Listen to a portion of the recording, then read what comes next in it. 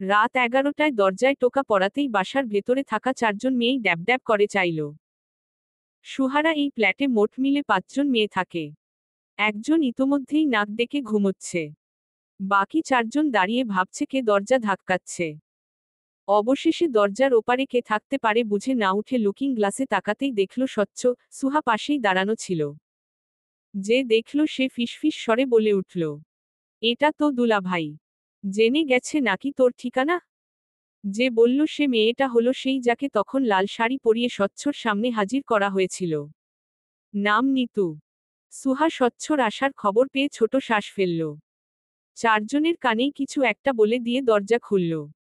সম্মুখে স্বচ্ছকে দেখে নিয়ে বলে উঠল তেজি স্বরে, আশ্চর্য! অভদ্রের এত রাতে যুবতী মেয়েদের বাসায় এসে দরজা ধাক্কাচ্ছেন কেন ভাই? ভদ্রতা শেখেননি? স্বচ্ছ থতমত খেয়ে গেল। সে মোটেও জানত না এই বাসায় 4জন অবিবাহিত মেয়ে থাকে।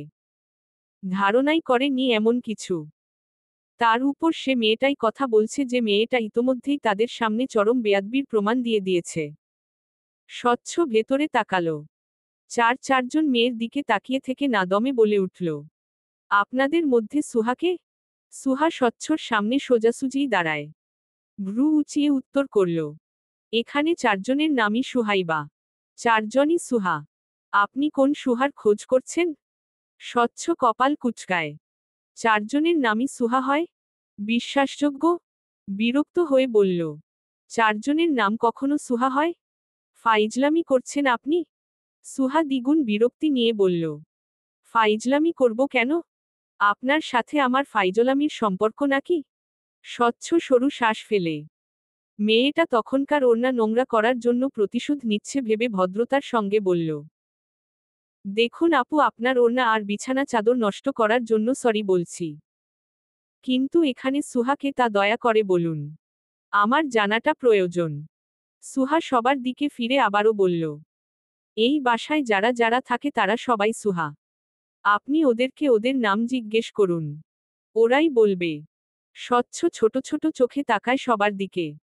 যে মেয়েটাকে তখন লাল শাড়ি পরা অবস্থায় দেখেছিল অর্থাৎ নিতুকে দেখে বলল, এই, আপনি তো সেই মেয়েটা যে মিথ্যে মিথ্যে বউ সাজলেন তখন। নিতু মিনমিনে স্বরে বলল, হু। স্বচ্ছ সঙ্গে সঙ্গেই প্রশ্ন ছুড়ল, আপনার নাম সুহা? হ্যাঁ। স্বচ্ছর বিশ্বাস হলো না। তবুও জিজ্ঞেস করল, সত্যি সবার নাম সুহা? নিতুর পাশে থাকা আরেকটা মেয়ে উত্তর দিল, হ্যাঁ, সবাই সুহা। আরেকজন ভেতরের রুমে ঘুমাচ্ছে। তার নামও সুহা। স্বচ্ছর মনে হলো যে ভেতরের ঘরে ঘুমাচ্ছে সেই বোধ হয় সত্যিকারের সুহা। ঘুমানোর নাম করে হয়তো লুকিয়ে আছে। সঙ্গে সঙ্গেই বলে উঠল, তাকে দেখতে চাই। একবার ডেকে দিবেন প্লিজ? সুহা বিরক্ত গলায় বলে উঠল, ডাকা যাবে না। সে ঘুমালে 1000 জন ডাকলেও উঠে না। মিথ্যে বলছেন। আমার মনে হচ্ছে আপনারা সবাই মিথ্যে বলছেন। হতেই পারে যে আসল সুহা লুকিয়ে আছে ঘুমানোর নাম করে। সুহার পেট ফেটে হাসি আসে। তবুও মিথ্যে রাগ দেখিয়ে বলে উঠে, কোন মিথ্যে না রে ভাই? সে সত্যিই ঘুমাচ্ছে। আপনি এবার জানতো। স্বচ্ছ রেগে গেল। নাক লাল করে সুহাকে বলে উঠল, চুপ করুন বেয়াদব মেয়ে। আপনার সাথে কথা বলছি। আপনি যে মিথ্যে বলছেন তা আমি জানি। হয় ও ডেকে এখানে আনবেন নয়তো আমি নিজেই যাব। দেখব ও সুহাসিনী কিনা। সুহা কোমরে হাত রাখে। স্বচ্ছকে কোনভাবেই বাসায় ঢুকতে দিবে না এমন ভাবে ওর সামনে সরাসরি দাঁড়ায়। আঙ্গুল উঁচিয়ে বলে, আপনার উদ্দেশ্যই তো ভালো ঠেকেছে না ভাই। বাসায় 5জন যুবতী মেয়ে। হতে পারে আপনি খারাপ কিছু করার উদ্দেশ্যে এসব ফাও নাটক শুরু করেছেন? চুপ মেয়ে। আমি আমার বউকে খুঁজছি। সুহা কিছু জানে না এমন ভাব করে বলল, কে বউ? স্বচ্ছ রেগে গেছে। চোখমুখ দেখেই তা বোঝা যাচ্ছে। টানটান স্বরে উত্তর দিল, আপনাদের 5জনের মধ্যেই একজন কিন্তু পরিচয় দিচ্ছেন না। সুহা বলে, এখানে কাউকে দেখে মনে হচ্ছে বিবাহিত? স্বচ্ছ জেদ ধরা বালকের ন্যায় বলে, কিন্তু আমার বউ এই বাসাতেই থাকে এতটুকু জানি আমি। এখন আমার বউকে আমার সামনে হাজির করবেন ব্যাস। আচ্ছা মুশকিল তো ভাই। কোন বউটাও নেই এই বাসাতে। আপনার আব্বা আম্মা কোথায়? রাত দুপুরে বাসায় এরকম বিরক্ত করলে তো আমাদের সমস্যা বলেন। এই বাসায় তো তাহলে আর থাকা যাবে না নিরাপদে আর। স্বচ্ছর ইচ্ছে হলো মেয়েটাকে একটা থাপ্পড় দিতে। রাগ হচ্ছে তার। ধমকে বলে উঠল, চুপ করুন বেয়া, দোব মেয়ে। বলেছি না আপনার সাথে কথা বলতে ইচ্ছুক না? এত বেশি বকবক করেন কেন? ভালোই বলুন সুহাসিনী কোনটা? না হলে আমি নিজেই আপনাদের বাসা থেকে বের করে দিব। আকস্মিক অপমানে সুহার নাক মুখ লাল হয়ে গেল। তাকে এভাবে বলতে পারল স্বচ্ছ? এভাবে? বাকি তিনজন বান্ধবী তার এহেন অপমান দেখে চাপা হাসছে। আর সুহা ফুলছে। দ্রুত মোবাইলে স্বচ্ছর নাম্বারটা খোঁজ করে সুহা। ফোন দিয়েই বলে, আসসালামু আলাইকুম আঙ্কেল, আপনাদের ছেলে কি শুরু করেছে বলেন তো? প্রথমত ছাদে কাপড় শুকোতে দিয়েছিলাম। গিয়ে দেখি আপনার বেয়াদব ছেলে আমার সাদা ওড়না হলুদ দাগ ফেলে দিয়েছে, ধোয়া বিছানা চাদরটাও নোংরা করে দিয়েছে। এখন শুরু করেছে অন্য নাটক? মেয়ে দেখেই বউ খোঁজা শুরু করেছে? কি সব আবোল তাবোল কারখানা বলেন তো? আমরা তো আর এই বাসায় থাকতে সেফটি ফিল করব না আঙ্কেল। আকস্মিক ছেলের নামে এহেন বিচার পেয়ে স্বচ্ছর বাবা হতবিহ্বল। ছুটতে লুঙ্গি পরা অবস্থায় ছুটে এলেন নিচ তলায়। ছেলের হাত শক্তপোক্ত ভাবে ধরে টানতে বললেন, কি শুরু করেছ? তোমার জন্য কি এখন শান্তিতে ঘুমাতেও পারবো না স্বচ্ছ? স্বচ্ছ মুখ ভার করে উত্তর দিল, টানছ কেন এভাবে? তাহলে স্বেচ্ছায় চলো। স্বচ্ছর বাবা তবুও ছেলের হাত ধরে টানতেই নিয়ে যাচ্ছেন। স্বচ্ছ ছোট বাচ্চার মতো বাবার হাত ধরে যেতে জেদ ধরে বলল, যে মেয়ের সাথে আমার বিয়ে হয়েছে সে কোথায়? তাকে এনে দাও। স্বচ্ছর বাবা ছেলেকে সিঁড়ি দিয়ে উপরে টেনে উঠাতে বললেন, বাসায় চলো, অযথা জেদ করো না স্বচ্ছ। এটা অযথা জেদ? অবশ্যই। স্বচ্ছ ফোঁসফোঁস করে শ্বাস ফেলে বলে, আমার ইচ্ছে হচ্ছে এখন আম্মুকে তোমার থেকে লুকিয়ে রাখি। তাহলে বোধ হয় তুমি আমার অনুভূতিটা বুঝতে। স্বচ্ছর বাবা এবারে ছেলের দিকে তাকালো। গম্ভীর গলায় বলল, যখন 4 বছর আগে চলে গিয়েছিলে তখন অনুভূতি কোথায় ছিল তোমার? স্বচ্ছ বাসায় পা রেখে বলে, তখনকার কথা বাদ আব্বু। এখন আমি আমার বউকে দেখতে চাই। নিজের রুমে যাও। তোমার বউ বলেছে সময় হলে সে নিজেই তোমার সামনে এসে ধরা দিবে। আমরা তো আর তার কথার উপর জোর করতে পারি না তাই না? এখন যাও। ঘুমাও। স্বচ্ছ বাবার থেকে এহেন কথা শুনে চুপসানো মুখে বলল, ঘুম আসবে?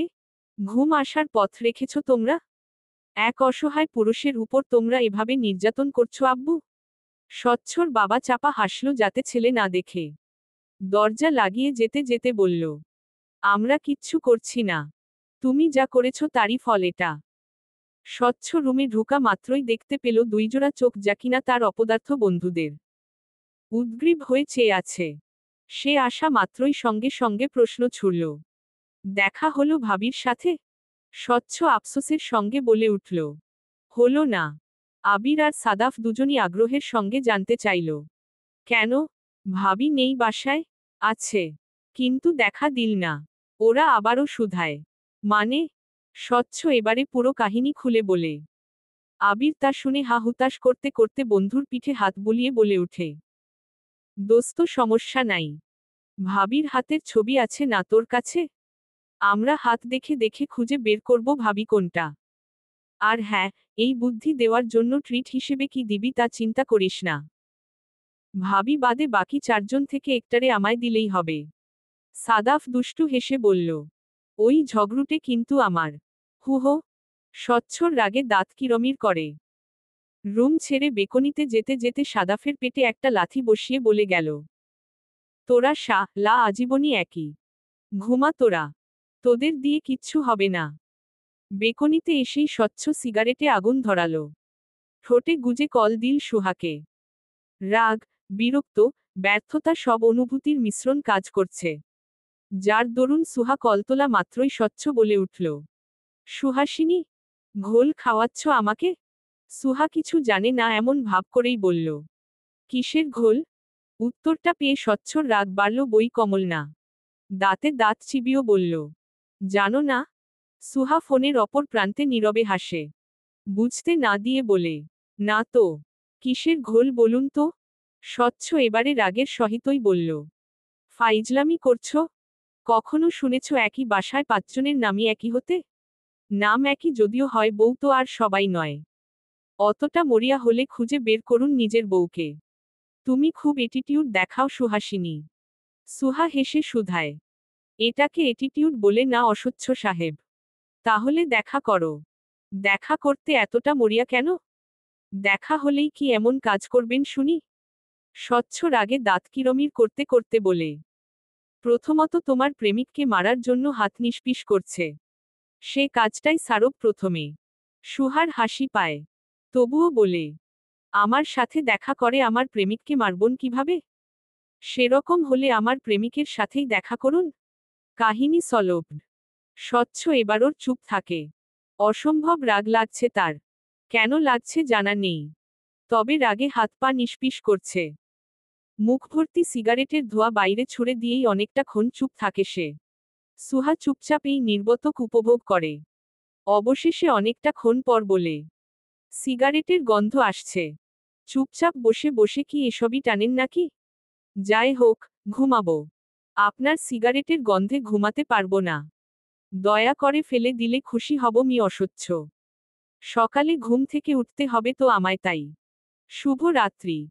সুহা কল রেখে দেওয়ার পরও স্বচ্ছ সিগারেট ফেলল না। বরং সিগারেটের সংখ্যা এখন তৃতীয়তে এসে পৌঁছেছে। স্বচ্ছ নীরবে যখন নিকোটিনের ধোঁয়ায় মগ্ন, ঠিক তখনই মেয়েলি কণ্ঠে গান এল ভেসে। চাই না ছেলে তুমি অন্য কারো হও। পাবে না কেউ তোমাকে তুমি কারো নও। চাই না ছেলে তুমি অন্য কারো হও। পাবে না কেউ তোমাকে তুমি কারো নও। তুমি তো আমারই, জানো না, হো হো হো হো। এ হৃদয় তোমারই। ওহো ওহো ও ও। তোমাকে ছাড়া আমি বুঝি না কোনো কিছু যে আর। পৃথিবী জেনে যাক, তুমি শুধু আমার। স্বচ্ছ শুনে এক ধ্যানে হাতের সিগারেটটা অসম্পূর্ণ রেখেই পিষে ফেলে পায়ের তলায়। বিড়বিড়িয়ে বলে, এই নাকি তার ঘুমানোর নমুনা? বেয়া দোব মেয়ে। ইচ্ছে করেই ঘুরাচ্ছে আমায়। কি ভেবেছে? স্বচ্ছ সামান্য একটা মেয়েকে খুঁজে বের করতে পারবে না? খালি খুঁজে পাই। স্বচ্ছকে জ্বালানোর মজা হাড়ে হাড়ে বুঝাব।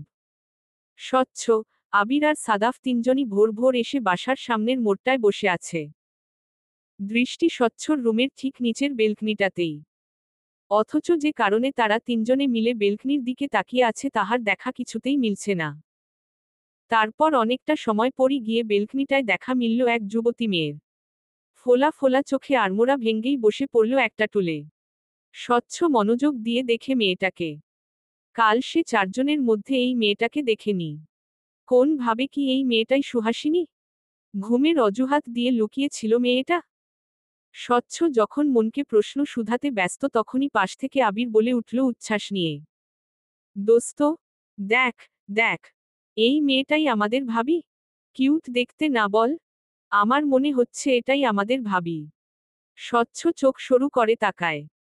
হতাশ শ্বাস ফেলে দাঁতে দাঁত চিবিয়ে বলে, বুঝবো কিভাবে এটাই তোর ভাবি নাকি অন্য কেউ? উপায় রেখেছে ওই মেয়ে? সাদাফ উপদেশের ন্যায় ভঙ্গিমা করে বলে উঠল, মেয়েটাকে ইশারা দে।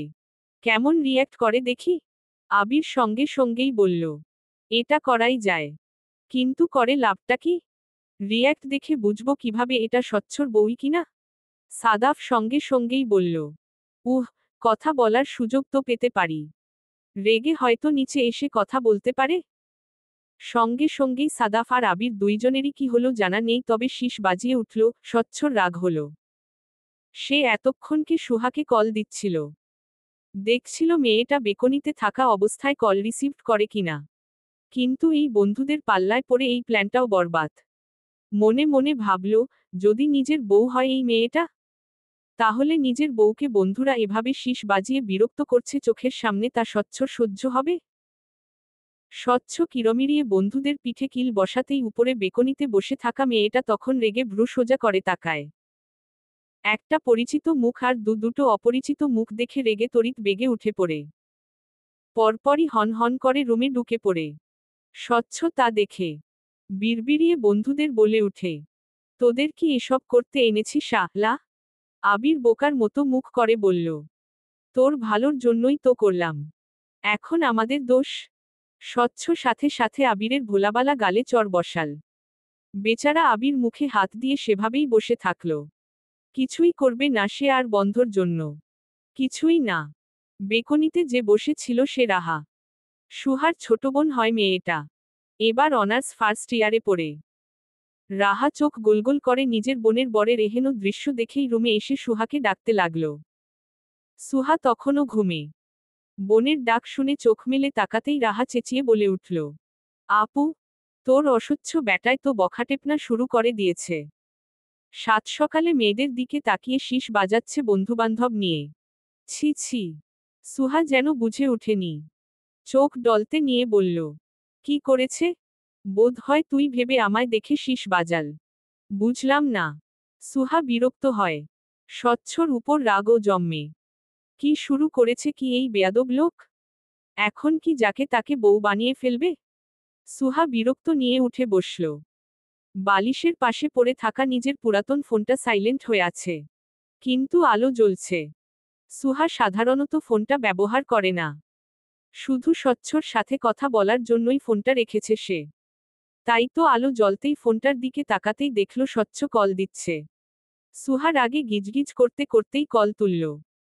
মুখে ওড়না ভাঁজ করে চেপে রাগে কিরমির করতে করতে বলে উঠল, এসব কি অসহ্য সাহেব? এমনি এমনিই কি অসহ্য বলি আপনাকে? সাত সকালে মেয়েদের দিকে তাকিয়ে শীষ বাজাচ্ছেন কেন? এটা আপনার স্বচ্ছ নামের পরিচয়? স্বচ্ছর মুখচাহনি নিভে এল। দোষ করল বন্ধুরা আর দোষী হল সে? আবার অন্যদিকে মনের মাঝে ভাবনা আসে যে এতক্ষণ মেয়েটা বেকনিতে ছিল দেখেই হয়তো কল রিসিভড করেনি। এখন রুমে গিয়েই হয়তো কল রিসিভড করেছে। তার মানে বেকনিতে যে মেয়েটা ছিল সেই স্বচ্ছর বউ? স্বচ্ছ মুহূর্তেই প্রশ্ন ছুড়ল, তার মানে তুমি সে? বেকনিতে যে বসেছিলে সেই তুমি সুহাসিনী? সুহার ইচ্ছে হয় বেয়াক্কল লোকটার মাথায় পাথর ছুঁড়ে মারতে। দীর্ঘশ্বাস ফেলে টানটান স্বরে জানায়, সে হলে কি করবেন? রাস্তায় দাঁড়িয়ে বন্ধুদের নিয়ে উত্ত্যক্ত করবেন? শীষ বাজাবেন? স্বচ্ছ মোটেই শীষ বাজায়নি। তবুও তাকেই জবাবদিহি করতে হবে কেন? স্বচ্ছ গম্ভীর স্বরে জানালো, শুধু শুধু দোষারোপ করবে না সুহাসিনী শীষ কেবল আবির আর সাদাফি বাজিয়েছে। আমি না। প্রমাণ কি? দুইজন যেহেতু বাজিয়েছে আপনিও বাজিয়েছেন নিশ্চয়। স্বচ্ছ রাগ হল। সে বলেছে করেনি তবুও বিশ্বাস করছে না এই মেয়ে? মিথ্যে মিথ্যে দোষ চাপিয়ে দিচ্ছে তার ঘাড়ে। রাগ নিয়েও বলল, আমি বলছি যেহেতু এটা বিশ্বাস হয় না। স্বচ্ছর রাগকে আরেকটু বাড়াতে সুহা জবাব দিল, আপনাকে বিশ্বাস হয় না এখন আর? কেন? তা জানেন আপনি? স্বচ্ছ তবুও জেদ নিয়ে বলে উঠল, বলো তুমি। সুহা মৃদু হাসে এবারে। দীর্ঘশ্বাস টেনে উত্তর দেয়, বিশ্বাস ভেঙেছেন স্বচ্ছ। দারুণভাবেই শিক্ষা দিয়ে গিয়েছিলেন যে কাউকে যাতে বিশ্বাস করতে দুবার ভাবি। তারপরও না ভেবেই বিশ্বাস করব? তাও আপনাকে? ভাবলেন কি করে? স্বচ্ছ দৃঢ় স্বরে জানায়, কারণ তুমি সুহাসিনী। আর আমি স্বচ্ছ। খুব ভুল না হলে তুমি এখনো আমার প্রতি দুর্বল সুহাসিনী। সুহা জানতে চায়, এটাকে কাজে লাগাতে চাইছেন? স্বচ্ছ আফসোস নিয়ে বলল, সুযোগ পাচ্ছি কই? এবার সুযোগ পাবেন ও না স্বচ্ছ। আমি সুযোগ খুঁজে নিব। সুহা বলে, খুঁজে নিন, নিষেধ করছি না। তবে রাস্তাঘাটে বন্ধুবান্ধব নিয়ে দাঁড়িয়ে বাসায় চলে এসে বিরক্ত করে আমার সাথে সাথে অন্য মেয়েদেরও বিরক্ত করবেন না। স্বচ্ছ ফোঁসফোঁস স্বরে বলে, আর তুমি যে দড়ি দিয়ে ঘুরাচ্ছ আমায়? ঘুরতে তো বলিনি অস্বচ্ছ সাহেব। চাইলে না ঘুরে এই খেলার সমাপ্তিটাও টেনে নিতে পারেন আপনার ইচ্ছে। স্বচ্ছ এত সহজে হেরে যাবে? সুহা তাচ্ছিল্য নিয়ে হাসে। উত্তরে বলে, 4 বছর আগে যখন ফেলে রেখে গিয়েছিলেন ওটা তো আপনার হার ছিল না, বরং বিজয় ছিল। এবারও নিশ্চয় হার হবে না এটা। স্বচ্ছ বাঁকা হেসে জানায়, খেলার অপর প্রতিদ্বন্দ্বীকে না দেখেই খেলার সমাপ্তি টানতে পারবো না সুহাসিনী। আগে দেখা হোক, পরিচয় হোক। তারপর তো আসল খেলাটা শুরু হবে। সুহা বলে, আপনি যে চালটা দেওয়ার অপেক্ষায় আছেন সে চালটা এবারে ফলবে না অস্বচ্ছ সাহেব। একবার ভালোবেসে ঠকেছি। দ্বিতীয়বার একই মানুষের প্রেমে পড়ে জেনেশুনেই ঠকতে যাব আমি? স্বচ্ছ হাসে। আত্মবিশ্বাসের সহিত বলে উঠল, মানুষের মন আর মস্তিষ্ক সবসময় এক পথে চলে না সুহাসিনী। আমার মন বলছে তোমার মস্তিষ্ক বারবার তোমায় সতর্কবাণী দেওয়া সত্ত্বেও তোমার মন শেষমেশ আমাতেই ঝুঁকবে। আমাকেই চাইবে। আমি ভুল না হলে তোমার ওসব প্রেমিক প্রেমিক সবই তোমার গুটি কেবল। তুমি আসলে আমাতেই আকৃষ্ট। সুহা মেনে নেয় না। বিপরীতে স্বচ্ছকে জবাব দেয়। একটু বেশিই কনফিডেন্স আপনার। দেখা গেল শেষ মুহূর্তে আপনার সব কনফিডেন্স ভেঙে চুরমার হয়ে গেল। একটা উপদেশ দিই, এত বেশি ওভার কনফিডেন্স রাখবেন না। পরে কষ্ট হবে। কথাগুলো বলেই কল রাখল সুহা, স্বচ্ছ ঠোঁটে ঠোঁট চেপে তাকায় সে একই বেলকনিতেই। বিড়বিড় স্বরে বলে, আমার কষ্ট দিয়ে তুমি সুখে থাকবে সুহাসিনী? আমি হতে দিব? যেভাবেই হোক তোমাকে আমি আমার জন্য মরিয়া বানাবি ডিয়ার। Just wait. স্বচ্ছ, সাদাফ, আবির আর নিধি চারজনই সকালের ব্রেকফাস্ট শের বিল্ডিংয়ের গেইটের সামনে চেয়ার পেতে বসে আছে। উদ্দেশ্য ওই ৫ জন মেয়ের যারাই বাইরে যাবে সবাইকেই আটকিয়ে হাত চেক করবে। মোবাইলে সুহার পাঠানো সেসব হাতের ছবির সাথে মিলিয়ে দেখবে কোনটা স্বচ্ছর বউয়ের হাত হলো তাই। প্রথমেই নামল নিতু, গেইট পেরোনোর আগেই ৪ জন মিলে তাকে নাস্তানাবুদ বানিয়ে হাত চেক করেছে। তারপর ছেড়ে দিয়েছে। নিতুর ঠিক মিনিট ২ পরই বাসা থেকে বেরিয়েছে সুহা। নিতু যখন ছাড়া ফেল ঠিক তখনই কল করে সুহাকে বলল, কি আশ্চর্য দোস্ত, তোর অসচ্ছ ব্যাটায় কি শুরু করেছে? এখন শুরু করেছে হাত চেক ক। সুহা কলে শুনছিল কথা। ফোনটা কানে নিয়েই গেইট পেরিয়ে যেতেই সামনে এল আবির। অত্যন্ত বিনীত স্বরে বলে উঠল, আপু, দয়া করে আপনার হাতটা একটু দেখতে পারি আমরা? প্লিজ আপু, আমাদের হেল্প করুন আপনার হাতটা দেখিয়ে। সুহা ফ্যালফ্যাল করে তাকালো। আবিরের বাম হাতে দেখতে পেল মোবাইল। যাতে দেখা যাচ্ছে সুহার পাঠানো সে হাতের ছবিগুলোই। সুহা দীর্ঘশ্বাস ফেলে বুঝল এরা হাতের ছবি মেলানোর মিশনে নেমেছে। কিন্তু বুঝে উঠল না সে হাত দেখাবে কিনা। এখন যদি হাত দেখাতে ভনিতা করে তাহলে নিশ্চয় সন্দেহ করবে চারজনই। আশ্চর্য! কি শুরু হয়েছে? কি শুরু করেছে এই পাগল লোক? চলবে। পরবর্তী পর্ব পেতে চ্যানেলটি সাবস্ক্রাইব করুন।